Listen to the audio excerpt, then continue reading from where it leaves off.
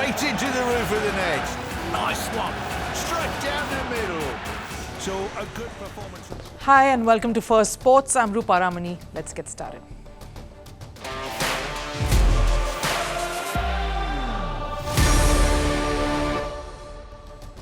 Right on the show today, the war of words between India and Australia is heating up as we begin the countdown to the Border-Gavaskar Trophy. Former Aussie greats have now stepped up to defend Ricky Ponting's statements in the exchange between him and India's head coach Gautam Gambhir. I'll get you the latest in all the war that's brewing over in Australia. In the football world, Honduras has been sanctioned after the coach of the Mexico football team was attacked and wounded post a Nations League game against them, highlighting the intense rivalry between these two footballing countries. And Sudan has created history. The war-torn country has made it to the AFCON, Africa Cup of Nations 2025 edition. What does this mean for them and who has been responsible for their success story? All of that heading your way, but first, let's take a look at the headlines on Sports 360. In cricket, Australia beat Pakistan by 7 wickets in their final T20 international match in Hobart. Batting first, Pakistan were dismissed for 117 runs. Australia chased down the target with 7 wickets and 52 balls to spare. Player of the match was Marcus Stoinis, who struck 61 of 27 deliveries. With this, Australia won the T20 series 3-0. Meanwhile, the Pakistan Cricket Board ended the National Women's Championships early due to a fire at the team hotel. The PCB had reserved an entire floor for the 5 competing teams and their officials. Most players and staff were at the National Stadium for the matches or practice sessions when the fire began. 5 players who were in the hotel narrowly escaped the incident unharmed. In football, India and Malaysia played out a 1-1 draw yesterday in a FIFA friendly. Malaysia's Paulo Jesus scored the opening goal in the 19th minute. India's Rahul Bheke hit the back of the net before the end of the first half. With this result, India finished 2024 without winning a single match from their 11 games. Over in tennis, Italy beat Poland 2-1 to secure a spot in the Billie Jean Cup final. Poland's Świątek won her singles match against Yasmin Paolini. In the deciding doubles match, Paolini and Sara Errani defeated Świątek and Katarzyna Kawa 7-5, 7-5. Italy, 4-time champions, will now compete in the final on Wednesday. The Canadian Grand Prix will be held in late May rather than early June from 2026 onwards. This comes as part of Formula One's attempts to reduce carbon emissions. The rescheduling will cut down freight carriage transport by half and will reduce the overall Formula One carbon footprint.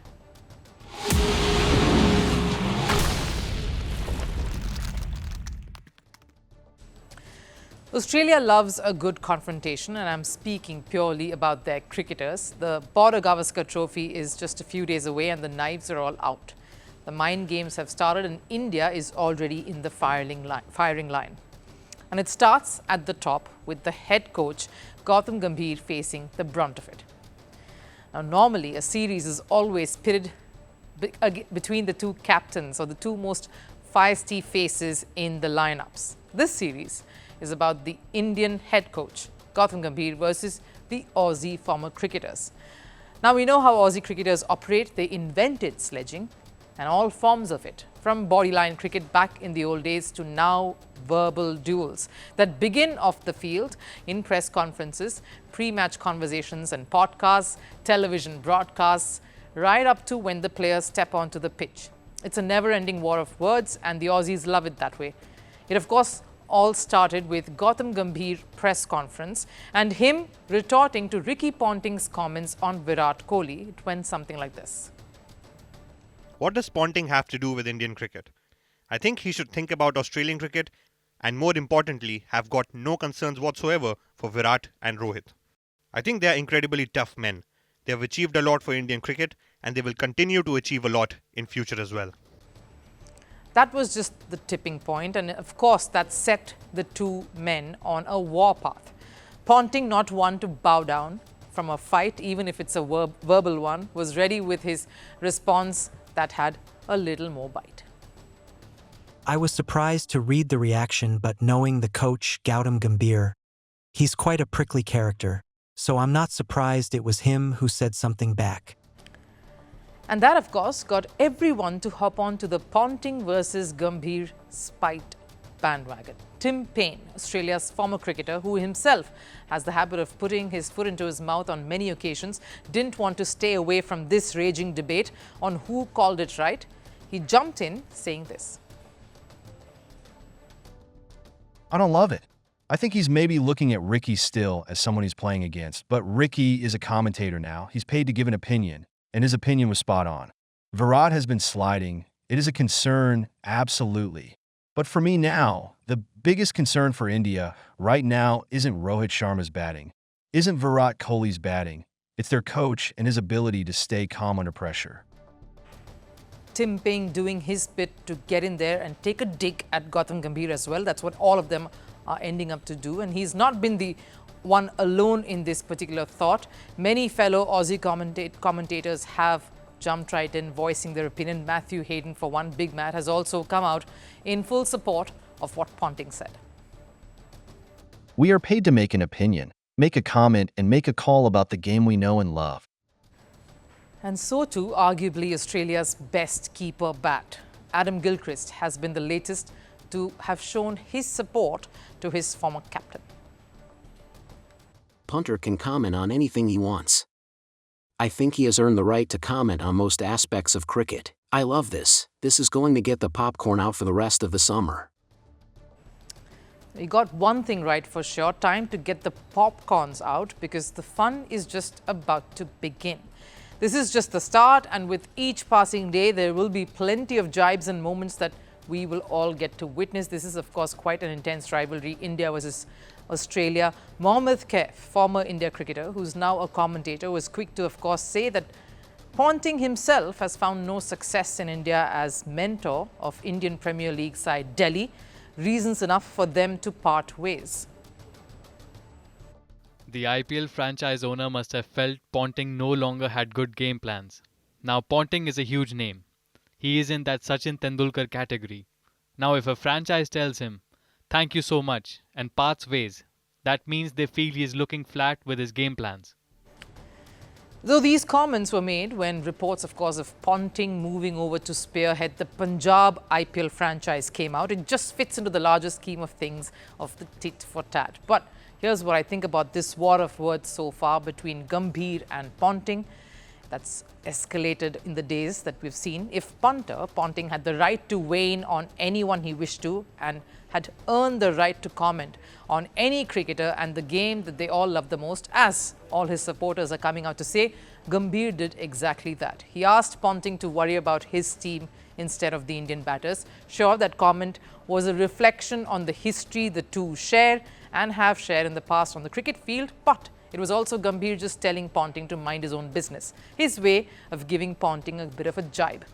Maybe Gambhir could have found more innovative ways of doing so, and maybe that will come in time with the series getting underway in some days. But until then, this is banter. You'd not want any sort of banter to be absent in the run-up to the series. That's what gives birth to the interest and the avid following, fans getting in on the action, and players, of course, soaking in all the pressure. It all adds up to a blockbuster Australian summer against India. And that's what we are also prepping here for. And of course, we've got something very special lined up for you. I had the opportunity to get into an exclusive conversation with former India captain Ajinkya Rahane, man responsible for that memorable series win against Australia. So it was timely to have that interview heading your way. But here are a few snapshots on what to expect.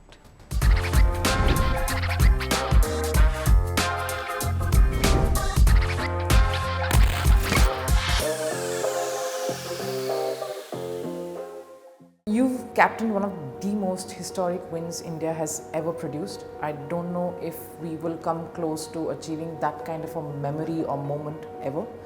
It will take a while, of course, but that's going to be close to my heart for sure. As a cricket follower, a fan, someone who's observed the sport, do you sometimes think you were born to be captain and somehow life couldn't give a longer rope for that?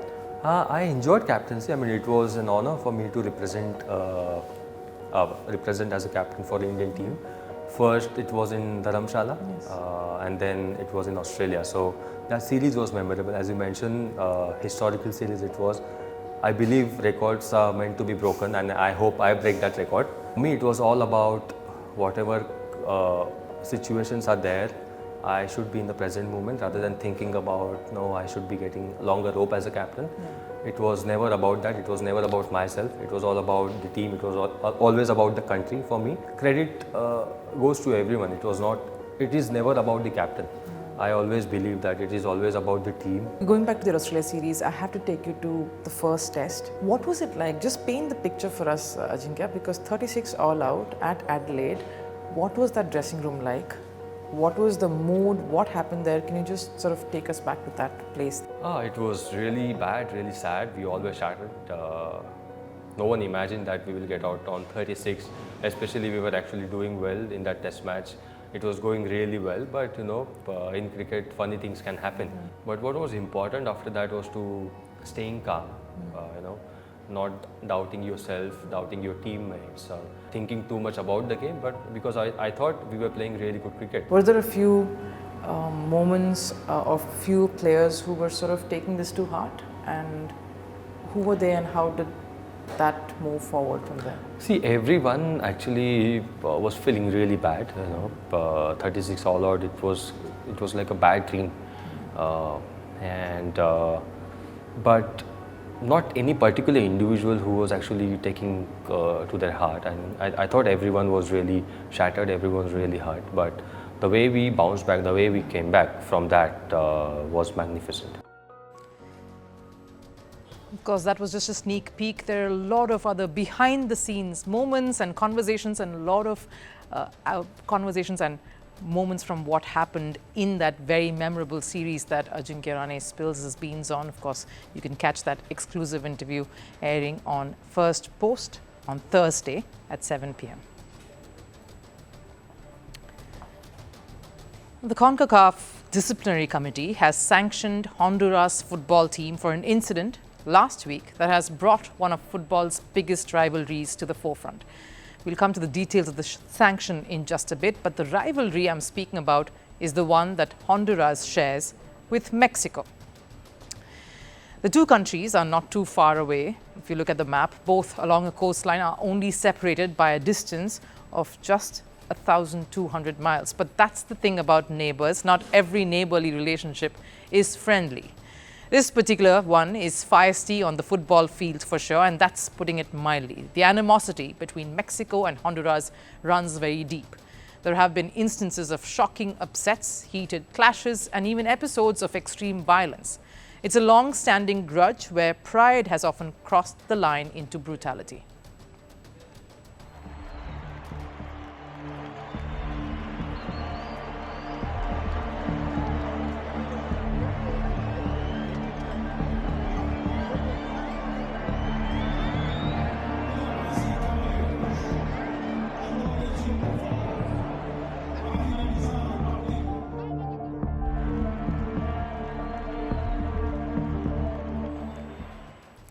Last week, of course, this enmity reached its boiling point. Mexico played Honduras in a Nations League qualifier in a stadium in San Pedro Sula in Honduras. So obviously, the crowd erupted when the home side registered a commanding 2-0 victory over Mexico. But it was a night Mexico's coach, Javier Aguirre, would want to forget. After the final whistle, the coach made his way towards Honduras' coach, Ronaldo Rueda, to offer his congratulations. But what should have just been a simple handshake turned into this.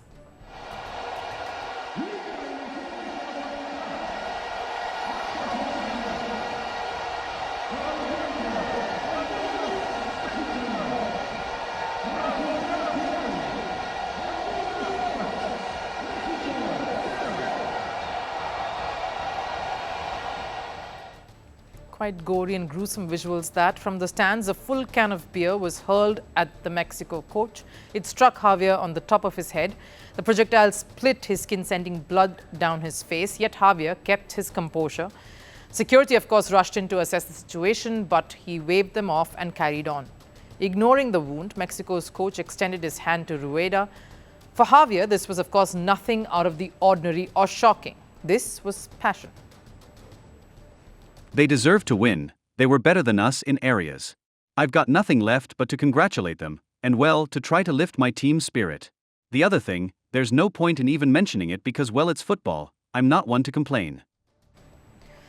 It's highlighted a rivalry that has been a deep-rooted one for decades. This was not an isolated incident, a rude welcome in some sense for coach Javier, who took charge of Mexico in July this year, coming back for a third stint with this national side. I trust my job. We are in a sport where results determine things. I think one of my characteristics is that I'm not afraid of defeat. That is something we must transmit. We must give them that confidence. We'll work to try achieve good results, but if it doesn't happen, it'll be okay. You fall, get back up and move on. The Honduran coach too was horrified. He condemned the attack. It was supposed to be a moment of joy for Honduras, but the euphoria, of course, gave way to hostility. It should have been a triumphant evening for the home side, yet the focus shifted from their on-field heroics to ugly post-match scenes. The Mexican Football Federation did not take the attack lightly. They've issued a strong statement.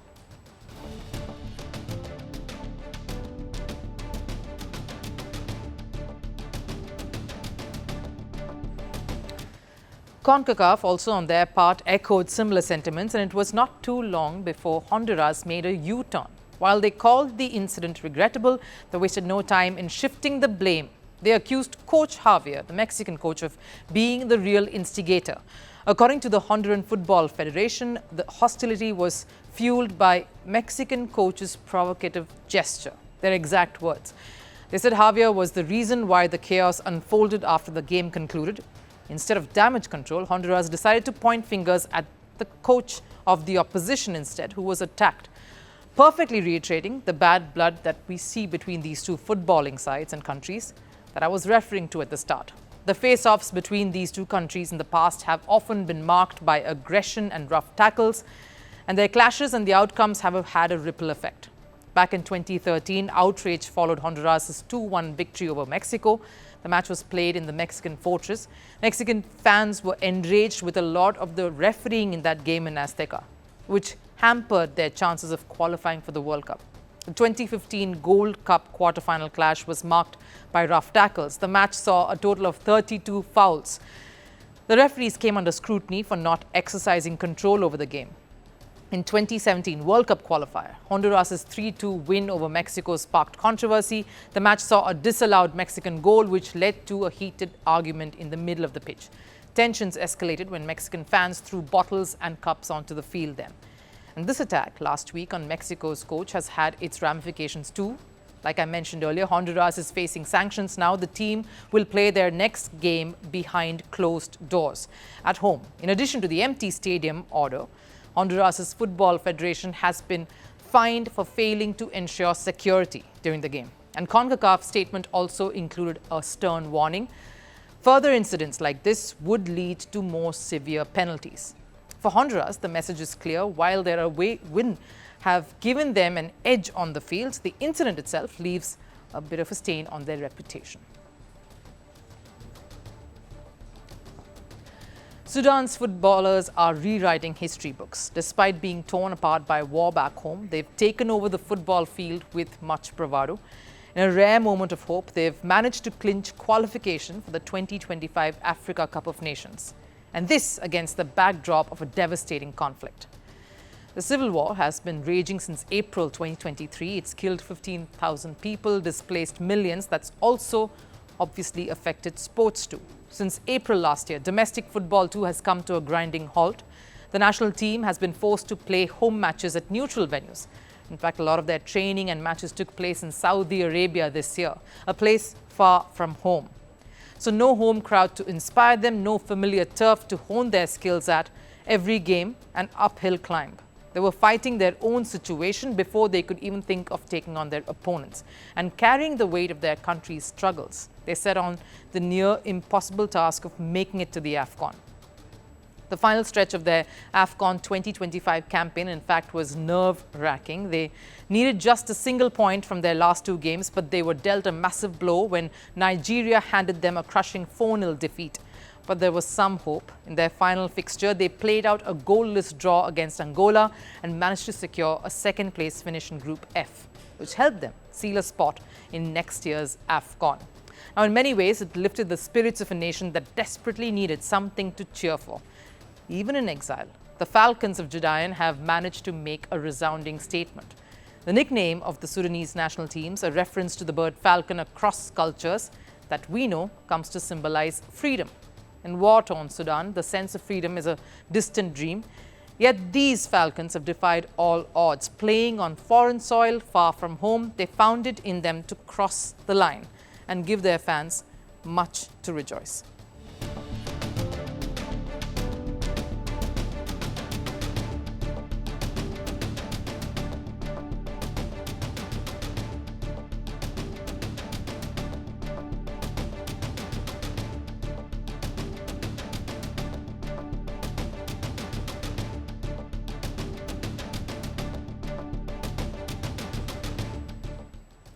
A feeling that resonates with the team too of what this win means, not just for the sport in the country, but the people back home too who they've been playing for.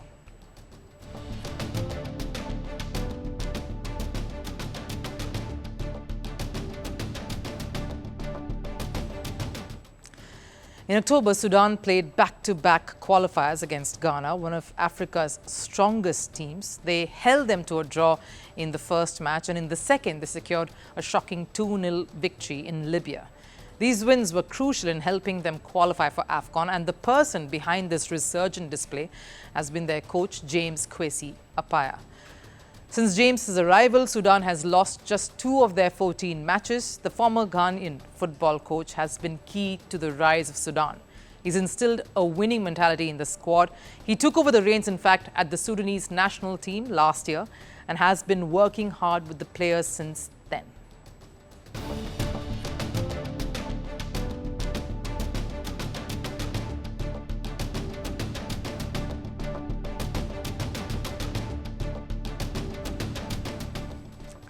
One of their players, Abubakar Aiza, as you just saw, he spoke to British media stating that the entire team's sense of belief, in fact, came from the top, came from the experienced James Appiah. For Sudan, this is a dream qualification, of course.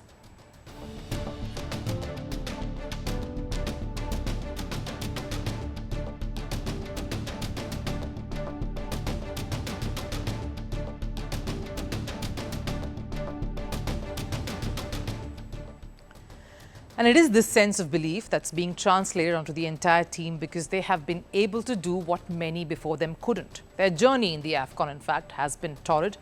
To think they were the first to host AFCON back in 1957, they either withdrew or failed to qualify for the tournament for decades from 1978 up to 2008.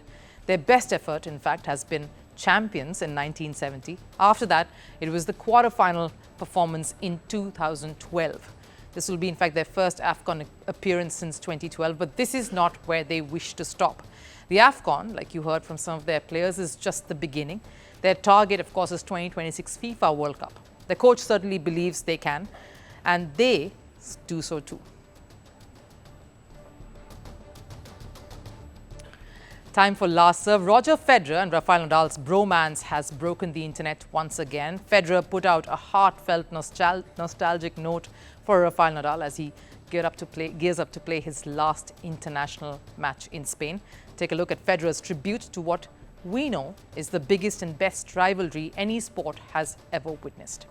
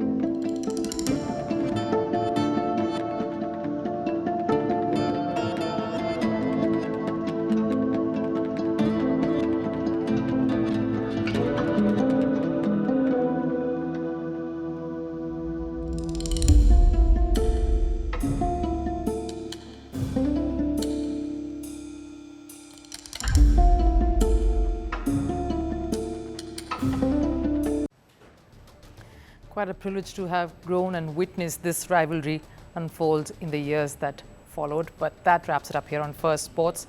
Do tune in again tomorrow. Till then, of course, take care.